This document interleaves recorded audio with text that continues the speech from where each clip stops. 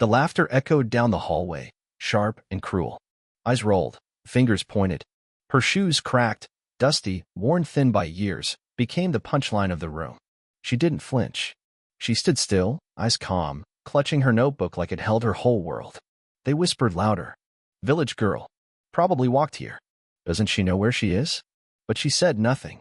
What they didn't see were the miles those shoes had walked, the mornings she woke before the sun, the dreams she carried in silence.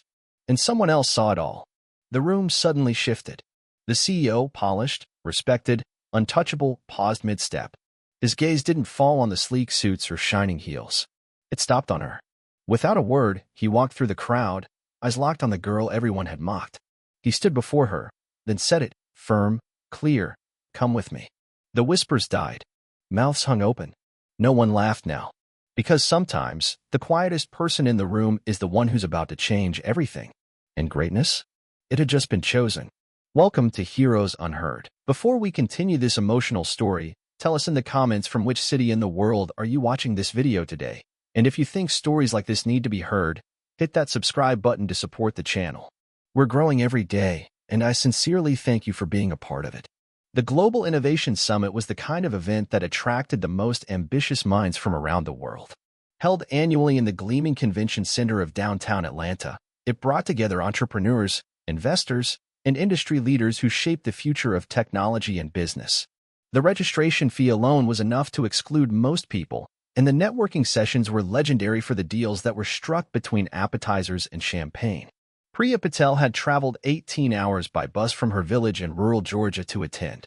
She had saved for 2 years, working extra shifts at the local library and tutoring children after school, just to afford the early bird registration fee. Her grandmother had sold jewelry that had been in their family for generations to help pay for the trip, understanding in a way that others didn't that sometimes investment in knowledge was the most important kind of investment you could make. She carried with her a worn backpack that had belonged to her older brother, filled with notebooks covered in her handwriting, sketches of ideas that kept her awake at night, and a laptop that was 3 generations behind the sleek machines that everyone else seemed to carry. But most importantly, she carried a dream that had sustained her through years of being told that girls from her background didn't belong in technology, that innovation was for people with connections and capital, not for daughters of farmers who fixed tractors with duct tape and determination. The convention center buzzed with the energy of ambition and money. Everywhere she looked, people moved with the confident stride of those who had never doubted their right to be in rooms like this. They wore suits that cost more than her family's monthly income, carried business cards with impressive titles, and spoke casually about investments and acquisitions that involved numbers too large for her to fully comprehend. Priya had researched the dress code carefully, buying her best outfit from a thrift store and spending hours pressing it until every wrinkle was gone. But she couldn't do anything about the shoes. They were the only pair she owned that could be considered professional, hand-me-downs from a cousin who had worn them to her own job interviews years ago. The leather was cracked along the sides, the soles were wearing thin, and the straps had been repaired multiple times with careful stitching that was visible if you looked closely. She was acutely aware of how they looked against the marble floors of the convention center, how they marked her as different from the other attendees who glided across the surfaces in Italian leather and designer heels. But they were clean, and they were sturdy, and they had carried her through the long walk from the bus station because she couldn't afford the taxi fare. The morning sessions were revelatory. Priya sat in the back rows, frantically taking notes as speakers discussed emerging technologies and market trends that aligned perfectly with the ideas she had been developing. During the breaks, she tried to approach some of the speakers, but found herself consistently blocked by crowds of well-dressed attendees who seemed to form natural barriers around anyone important. It was during the lunch break that she first encountered the group that would come to define her experience at the summit. They were clustered near the registration desk, 5 women roughly her age who moved through the convention center like they owned it. Their leader was Madison Cooper, whose father had built a tech empire that she had inherited along with the assumption that success was her birthright.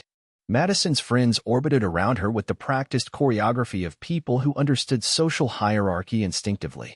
There was Ashley, whose family owned a chain of luxury hotels, and Brooke, whose trust fund allowed her to play at being an entrepreneur without the inconvenience of needing to succeed. The others shifted in and out of the group depending on who was available and who offered the most strategic value at any given moment. They had noticed Priya earlier, not because of anything she had said or done, but because she so obviously didn't belong. In a crowd of people trying to project success, her authenticity made her stand out in ways that made them uncomfortable. Her questions during the Q&A sessions were too specific, too technical, too focused on substance rather than style. Her notebook was too full, her attention too intense, her hunger for knowledge too naked and obvious. The afternoon session had just ended when Priya found herself walking behind Madison's group as they headed toward the networking reception. She wasn't following them intentionally. The layout of the convention center simply funneled everyone in the same direction. But she couldn't help overhearing their conversation, which centered around their frustration with the day's presentations. Honestly, half of these speakers are just repeating stuff you can find on Wikipedia, Madison was saying, her voice carrying the dismissive tone of someone who had never had to work for information. I don't know why Daddy insists I come to these things. At least the networking is good, Ashley replied. I've already set up 3 meetings for next week. Though I have to say, the quality of people here seems to be declining. Did you see some of the outfits? That's when Brooke glanced back and noticed Priya walking a few steps behind them. Her eyes immediately went to the shoes, and a smile spread across her face that had nothing kind about it. Speaking of outfits, she said loudly enough for Priya to hear, I think someone might have gotten lost on their way to a completely different event. The group stopped walking and turned around, creating a semicircle that blocked the hallway and forced other attendees to navigate around them. Priya found herself trapped in the center of their attention, her cheeks burning as she realized they were talking about her. Excuse me, Madison said with false politeness, but I couldn't help noticing your footwear. Are those vintage? Like, genuinely vintage? The laughter that followed was carefully modulated, not loud enough to attract official attention but cutting enough to ensure that Priya understood exactly what they thought of her appearance. Other attendees began to notice the commotion, some stopping to watch what was clearly becoming a spectacle. They're just shoes, Priya said quietly, trying to step around the group and continue toward the reception. But Madison wasn't finished. Oh, I know they're just shoes. But they're such interesting shoes. I mean, the craftsmanship on those repairs is really something. Very rustic. Ashley joined in with enthusiasm that seemed genuine. I love how you've embraced the whole distressed look. Very authentic. Did you do the stitching yourself? Priya's face was burning now, but she kept her voice steady. Yes, I did. That's amazing, Brooke said with mock admiration. I could never be so creative with my wardrobe. I just buy new things when the old ones wear out. But this whole make-do-and-mend aesthetic is so inspiring. The crowd around them was growing larger, drawn by the obvious tension and the entertainment value of watching someone being systematically humiliated. Priya could feel dozens of eyes on her, could hear whispered comments and barely suppressed laughter. But what hurt most was the way the group was smiling at her, pretending their cruelty was friendliness, acting like their mockery was admiration. Where did you even find shoes like that? Madison asked with what sounded like genuine curiosity. I mean, I've been to vintage stores, but I've never seen anything quite so authentic. They belonged to my cousin, Priya said, because honesty was the only response she knew how to give. Your cousin, Ashley repeated slowly, as if testing how the words sounded. And she just gave them to you? She outgrew them. The laughter that followed was harder to control, spreading through the crowd like ripples on water. Someone pulled out a phone and started recording, because public humiliation had become entertainment in an age where everything was content for social media consumption. Madison stepped closer, her voice dropping to a conspiratorial whisper that was still loud enough for everyone to hear. Can I ask you something? And please don't take this the wrong way. But what are you doing here? I mean, really, this isn't exactly a budget-friendly event. It was a question designed to expose Priya's otherness, to force her to admit that she didn't belong in this world of wealth and privilege. The implication was clear. Someone wearing shoes like that couldn't possibly afford to be at an event like this, couldn't possibly have anything valuable to contribute to conversations about innovation and entrepreneurship. I'm here to learn, Priya said simply. To learn, Brooke repeated with a laugh. That's so sweet. Like continuing education. Good for you. The condescension in her voice was so thick it was almost visible. Around them, the crowd had settled into the comfortable rhythm of watching someone else's misfortune, grateful that they weren't the ones being targeted, relieved that their own insecurities were being overshadowed by someone else's public humiliation. But Priya didn't break. Despite the burning in her cheeks and the tightness in her throat, she kept her shoulders straight and her eyes forward. She had survived worse than this. She had survived teachers who told her that girls weren't good at math, employers who paid her less because they assumed she wouldn't complain, family members who suggested she should focus on finding a husband instead of chasing impossible dreams. Well, Madison said with the finality of someone who had grown bored with her entertainment, I hope you learn a lot. Really. Education is so important, especially for people who need it. They turned to walk away, their laughter floating behind them like toxic perfume. The crowd began to disperse, people pulling out phones to share photos and videos of the village girl who had thought she belonged at a tech summit. The naive dreamer who had shown up in borrowed shoes and hand-me-down clothes to play in a world designed for people with trust funds and family connections. Priya stood alone in the hallway, her notebook clutched against her chest, watching the backs of women who would never have to choose between eating dinner and printing resumes, who would never have to repair their shoes because buying new ones meant not paying rent, who would never understand that sometimes the distance between having a dream and achieving it is measured not in years or effort but in the simple dignity of being treated like you deserve to exist in the same spaces as everyone else. But they had made one crucial mistake. In their eagerness to humiliate her, in their assumption that someone like her couldn't possibly matter, they had failed to notice the man standing at the edge of the crowd, watching everything with eyes that missed nothing and a memory that stretched back farther than any of them could imagine. David Chin had been observing the scene from the moment it began to unfold. As the founder and CEO of Innovate Tech Solutions, one of the most successful companies in the industry, he attended these summits not for networking or deal-making but to scout for talent that others might overlook. He had built his empire by recognizing potential in unexpected places, by seeing past surface appearances to the drive and intelligence that really mattered. But what he was witnessing now wasn't just about recognizing talent. It was about recognizing someone whose story he knew intimately, whose journey he had been following from a distance, whose work had caught his attention in ways that would have shocked the young women who thought they were the arbiters of who belonged in their world. 3 months earlier, his team had been reviewing applications for their annual innovation grant program. Buried among hundreds of submissions from established researchers and well-funded startups was a proposal that had made him stop reading everything else.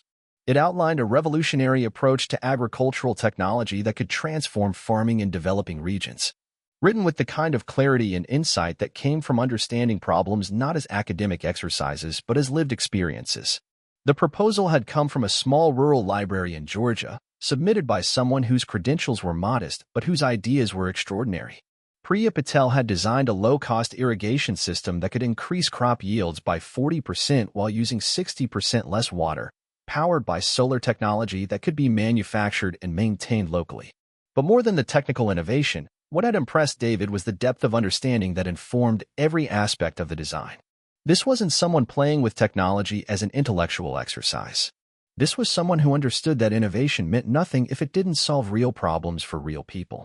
Someone who had watched her neighbors struggle with failing crops and unreliable water sources, who had spent nights in the library researching solutions that could make a difference in communities that venture capitalists never visited. David had tried to contact her through the library, but had been told she was traveling and wouldn't be available for several weeks. He had hoped to meet her at the summit, knowing from her application that she planned to attend. But he hadn't expected to find her being subjected to the kind of casual cruelty that revealed everything he needed to know about the character of the people surrounding her. As Madison's group walked away, still laughing about their entertainment, David stepped forward. The hallway was still crowded with people checking phones and sharing commentary about what they had just witnessed. But as he moved through the crowd, conversations began to quiet. People recognized him, not just from business magazines and conference programs, but from the kind of reputation that preceded presence. He approached Priya slowly, not wanting to startle her or add to her discomfort. She was standing exactly where Madison had left her, looking down at her notebook with the kind of forced composure that comes from years of practice at not letting people see you break. "Excuse me," David said gently. "Are you Priya Patel?" She looked up, surprised to be addressed by someone she didn't recognize. Around them, the crowd that had been dispersing began to stop and watch again, sensing that the entertainment wasn't over yet. "Yes," she said cautiously. David smiled, and it was the first genuine warmth she had encountered all day. "I've been looking for you. I'm David Chin, from Innovate Tech Solutions. I believe you submitted an application to our grant program?" The change in atmosphere was immediate and dramatic. People who had been laughing at Priya moments before suddenly stopped talking. Phones that had been put away came back out, but now they were pointed at David, not at her. Because everyone in that crowd knew exactly who David Chin was and what his attention meant. Priya's eyes widened as she recognized the name. Mr. Chen? But I didn't think anyone would actually read my application. Not only did we read it, David said, his voice carrying clearly through the suddenly silent hallway, but it's the most innovative proposal we've received in 5 years. Your irrigation system isn't just technically brilliant. It's exactly the kind of solution the world needs. He gestured toward the crowd that was now hanging on every word. I was hoping we could talk about implementation, about funding, about bringing your ideas to communities that could benefit from them immediately. The silence in the hallway was so complete that the only sound was the distant hum of air conditioning and the muffled noise from the reception room. Priya looked around at the faces that had been mocking her minutes before, now staring at her with expressions ranging from shock to calculation to the beginning of something that might have been respect. I'd be honored to discuss it with you, she said, and her voice was stronger now, clearer. David nodded toward the reception room. Shall we? I think there are some people you should meet. Investors who have been looking for exactly the kind of innovation you've developed. As they began to walk together, the crowd parted around them with the automatic deference that power commanded. But David wasn't finished. He stopped walking and turned to address the crowd that was still watching, still recording, still trying to process the reversal they had just witnessed. I want to say something about what I just observed, he said, his voice calm but carrying absolute authority. In our industry, we talk a lot about innovation and disruption. But too often, we mistake privilege for potential, connections for competence. The young woman you were laughing at represents exactly the kind of thinking that will shape the future. Not because of where she comes from, but because of where she's going. He looked directly at Madison, who was standing frozen at the edge of the crowd, her face cycling through emotions too quickly to track. Real innovation comes from people who understand problems intimately, who see solutions where others see only obstacles. It comes from people who repair their shoes instead of throwing them away, because they understand the value of making things last. It comes from people who save for 2 years to attend a conference because they believe in the power of knowledge to change lives. The crowd was completely silent now, understanding that they were witnessing something that would be talked about long after the summit ended. The shoes that some of you found so amusing? David continued. They've walked farther and carried more dreams than any of us can imagine. And I'd rather build a company with someone who understands the value of every step than with someone who's never had to walk anywhere that mattered. He turned back to Priya and extended his arm with the courtesy of someone offering to escort an honored guest. Shall we discuss changing the world? The networking reception had transformed from a casual social gathering into something resembling a court presentation. Word of David Chen's public endorsement had spread through the convention center with the speed that only truly significant news could achieve. People who had ignored Priya all day were suddenly eager to introduce themselves, to hear about her work, to be associated with the person who had captured the attention of one of the industry's most respected leaders. But Priya found herself less interested in the sudden attention than in the conversation she was having with David and the small group of investors and engineers he had gathered around a quiet table in the corner of the reception hall. These were people who asked technical questions about her irrigation system, who understood the complexities of manufacturing in developing regions, who had experience bringing innovative solutions to communities that needed them most. The beauty of your design, said Dr. Sarah Martinez, a venture capitalist who specialized in sustainable technology, is that it doesn't just solve the water problem. It creates local jobs, builds technical capacity, and gives communities ownership over their own agricultural future. Priya nodded, feeling the excitement that came from finally being able to discuss her ideas with people who understood their implications. That was always the goal. Technology that empowers rather than creates dependency. David leaned forward, his attention focused completely on her words. We've been looking for projects that can be scaled responsibly. Your system could be adapted for different climates, different crops, different economic conditions. We're talking about potentially helping millions of farmers worldwide. The numbers he mentioned for potential funding were larger than anything Priya had dared to imagine. But more important than the money was the sense that her ideas were being taken seriously by people who had the experience and resources to help her implement them effectively. Across the reception hall, Madison's group had gathered around a table near the bar, their conversation subdued and their glances frequent toward the corner where Priya was holding court with some of the most influential people at the summit. The dynamic had shifted completely, and they were struggling to process how quickly their entertainment had turned into someone else's triumph. I can't believe he actually knew who she was, Ashley said, her voice carrying a note of something that might have been admiration mixed with envy. Apparently her irrigation thing is actually revolutionary, Brooke added, scrolling through search results on her phone. There are articles about it in engineering journals. Real articles, not just press releases. Madison said nothing, staring across the room at the girl she had mocked for her shoes, who was now surrounded by people whose approval Madison had spent years trying to earn. The reversal was so complete, so public, that she couldn't find a way to process it that didn't force her to confront uncomfortable truths about herself and her assumptions. As the evening progressed, Priya found herself at the center of multiple conversations about potential collaborations, pilot programs, and implementation strategies. Companies that worked in agricultural technology wanted to discuss partnerships. NGOs working in developing regions wanted to explore how her system could be integrated into their programs. Academic institutions wanted to offer research positions that would allow her to continue developing her ideas while pursuing advanced degrees. David had stayed by her side throughout the evening, not as a protector but as a facilitator, making introductions and providing context that helped others understand the significance of her work. As the reception began to wind down, he walked with her toward the lobby where she would catch her bus back home. "This has been overwhelming," Priya said as they waited for her transportation to arrive. "This morning I was hoping to make one meaningful connection. Now I have more opportunities than I know how to evaluate." David smiled. "That's what happens when preparation meets opportunity.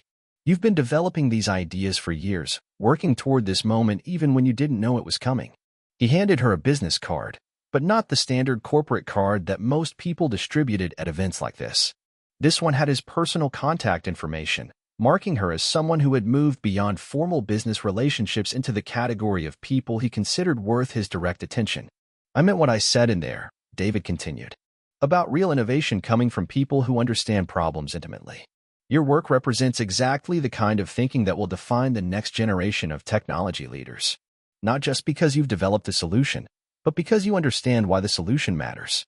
Priya looked down at the card, then back at the convention center where people were still networking and making deals and planning futures that seemed impossibly distant from the village where she had grown up. "I keep thinking about my grandmother," she said quietly. "She sold her jewelry to help pay for this trip. She said that sometimes you have to invest in dreams even when you can't see how they'll work out." "Wise woman," David said, "and good investor. Her return on this particular investment is going to be extraordinary." The bus arrived, and as Priya gathered her worn backpack and prepared to leave, David called after her. "One more thing," he said. "About those shoes. I want you to keep wearing them. Not because there's anything wrong with buying new ones when you can afford them, but because they represent something important. They represent someone who values substance over appearance, who understands that the journey matters as much as the destination." Priya looked down at her feet, at the cracked leather and careful stitching that had marked her as different, as other, as someone who didn't belong. But now she saw them differently. Not as symbols of limitation, but as proof of determination. Not as markers of poverty, but as evidence of priorities that valued learning over appearances, substance over style. 6 months later, the first pilot installation of Priya's irrigation system was producing results that exceeded even the most optimistic projections. Crop yields in the test village had increased by 50%, water usage had decreased by more than half, and local technicians had been trained to maintain and repair the system independently.